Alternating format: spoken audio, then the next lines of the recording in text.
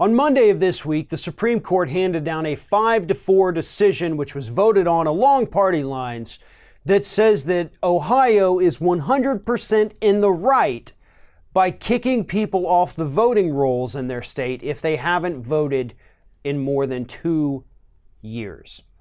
Donald Trump, shortly after the Supreme Court announced this decision, which will effectively disenfranchise hundreds of thousands of voters, tweeted out the following. He said, just one big Supreme Court decision on voting. Great news.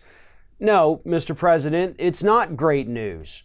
What this is subversion of our democracy, of our very basic right as American citizens, which is the right to vote. And you're celebrating the fact that the state of Ohio is taking that away from people, not because they broke the law and lost the right to vote, not because they committed voter fraud, but just because they didn't vote in the last 2 years.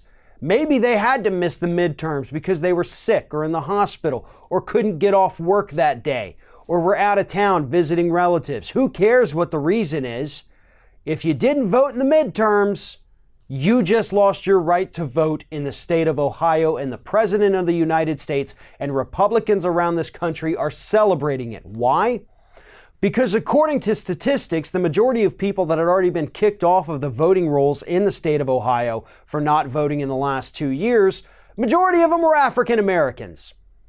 144,000 people kicked off the rolls so far in Ohio for the crime of not voting in 2 years. And most of them are African Americans who tend to vote with Democrats.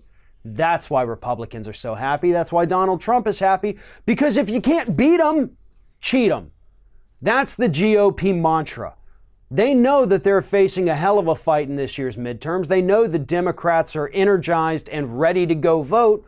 So in order to stave off that blue wave, you have to just kick them off the voting rolls. And this Supreme Court decision could very easily open the door to other states doing the exact same thing. Other states are already looking at this: Oklahoma, Montana, Oregon, Pennsylvania, and West Virginia. Right now. God only knows what's going to happen in the next month or two as other states see that, oh, we can kick people off the voting rolls and we're a swing state, or we've got a lot of vulnerable conservatives that we want to get reelected to Congress. Maybe we'll do the same thing. Because again, the statute on here is 2 years.